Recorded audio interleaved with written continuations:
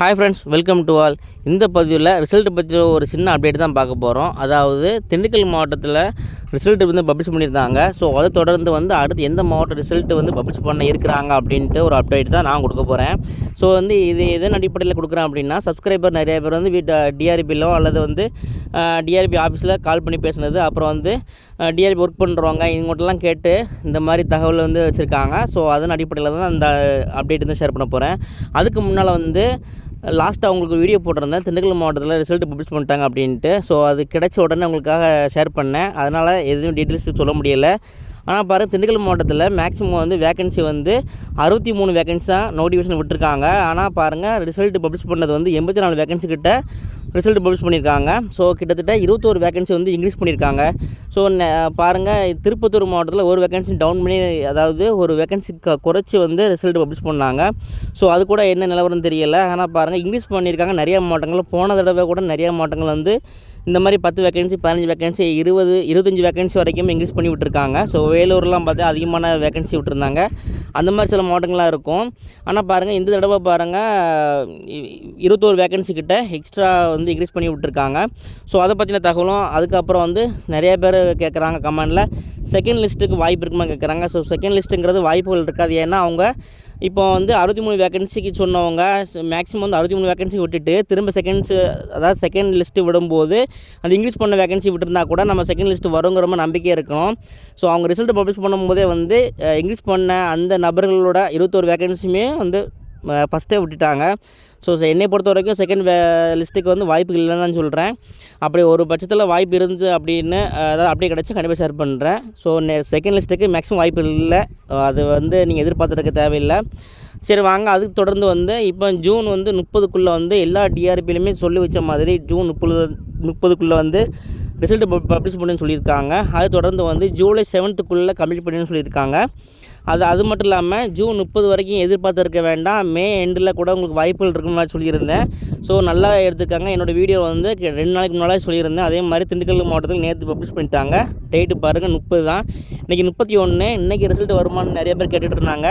So Saturday TRP office லீவாக இருக்கும். இன்றைக்கி வர்றதுக்கு வாய்ப்புகள் இல்லை. மேக்ஸிமம் நாளைக்கு சண்டே, உங்களுக்கு மண்டேலேருந்து ஜூன் ஸ்டார்ட் ஆயிரும். ஆனால் ஜூன் ஃபஸ்ட்லேருந்து நீங்கள் எதிர்பார்த்துட்டே இருக்கலாம். ரிசல்ட் வராத மாவட்டங்கள் வெப்சைட் செக் பண்ணிட்டே இருங்க.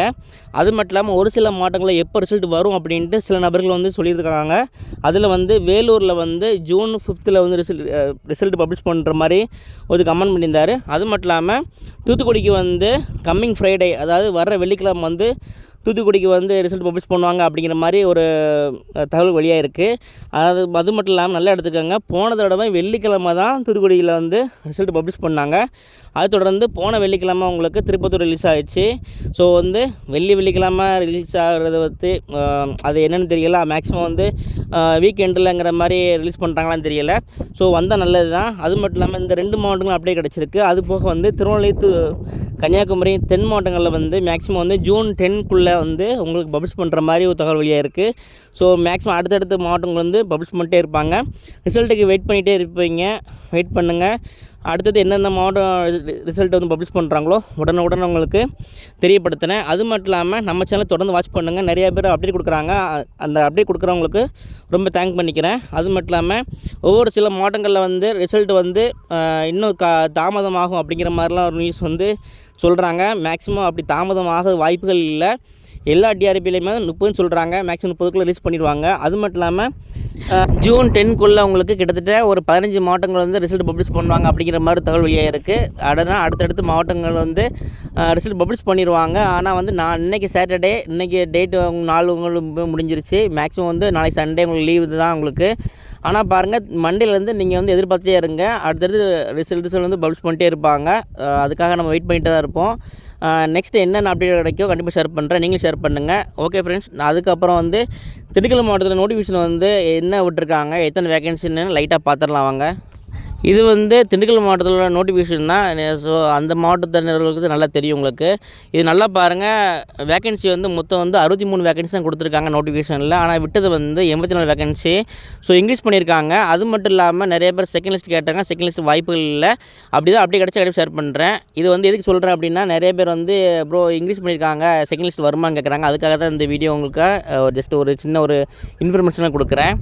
ஓகே, அது மட்டும் இல்லாமல் இந்த ரிசல்ட்டை பொறுத்த வரைக்கும் செலக்ட் ஆனவங்க வந்து எதன் அடிப்படையில் செலக்ட் ஆகியிருக்காங்க, மெரிட்டா அந்த மாதிரிலாம் நிறைய கொஸ்டின் கேட்குறாங்க. ஸோ இந்த போன தடவையும் பாருங்கள், இந்த தடவையும் பாருங்கள், செலக்ட் ஆனவங்க ஒருத்தர் கூட கமெண்ட் பண்ணலை. ஸோ செலக்ட் ஆகிட்டேன், நான் எதன் அடிப்படையில் மெரிட்டில் செலக்ட் ஆகினேன் அப்படின்ட்டு. எதன் அடிப்படையிலே ஒன்று, ஆனால் வந்து இது வரைக்கும் ஆச்சு யாருமே வந்து இந்த மாதிரி சொல்லலை.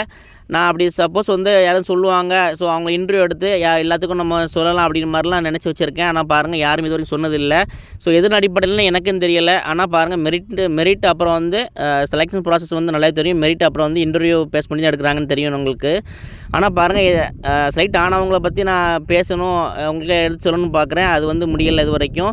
ஸோ அது ஒரு மர்மமாகவே இருக்குது. அதை பற்றின டீட்டெயில்ஸ் கிடச்செல்லாம் உங்களுக்கு உடனே ஷேர் பண்ணுறேன். அது மட்டும் இல்லாமல் நான் சொன்ன அப்டேட் வந்து ஒவ்வொரு சில மாவட்டங்கள்லாம் டேட் சொல்லியிருக்கேன். ஸோ அந்த டேட்டில் எதிர்பாருங்க. அது மட்டும் இல்லாமல் அதுக்கு முன்கூட்டியே வந்து ஜூன் 30 சொல்லியிருக்காங்க. அதுக்கு முன்கூட்டியே வந்து ரிசல்ட் பப்ளிஷ் பண்ண வாய்ப்புகள் இருக்குது. எல்லா மாவட்டங்களும் வராத மாவட்டங்கள்லாம் செக் பண்ணிட்டே இருங்க. அடுத்தடுத்து என்ன அப்டேட்டோ கண்டிப்பாக ஷேர் பண்ணுறேன். நீங்களும் ஷேர் பண்ணுங்கள். நம்ம வீடியோ பிடிச்சா லைக் பண்ணுங்கள், ஷேர் பண்ணுங்கள், கமெண்ட் பண்ணுங்கள், சப்ஸ்கிரைப் பண்ணுங்கள். அது மட்டும் இல்லாமல்